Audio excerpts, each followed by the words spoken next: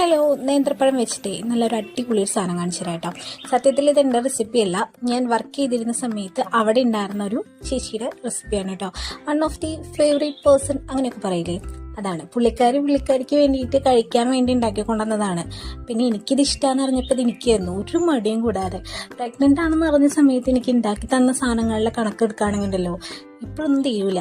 അപ്പോൾ പഴം ആദ്യം ഇങ്ങനെ കട്ട് ചെയ്ത് വെക്കുക, പിന്നെ ചട്ടി ചൂടാക്കുക. നെയ്യാണ് കേട്ടോ കുറച്ചുകൂടി ബെറ്റർ. എൻ്റെ അടുത്ത് നെയ്യില്ലാത്ത കാരണം ഞാൻ സാധാ വെളിച്ചെണ്ണ ഒഴിച്ചു.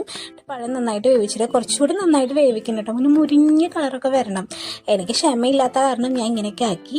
പിന്നെ ശർക്കര പൊടിച്ചതും കൂടി ആഡ് ചെയ്യാം. പിന്നെ അതുപോലെ തന്നെ ഏലക്കായുടെ പൊടിയും കൂടി ചേർക്കാം. ഞാനിവിടെ ഏലക്ക നോക്കിയിട്ട് കണ്ടില്ല, തേങ്ങ ഇവിടെ കൊണ്ടുവച്ചേക്കാം. അത് കഴിഞ്ഞിട്ട് നന്നായിട്ട് മിക്സ് ചെയ്ത് കൊടുക്കാം.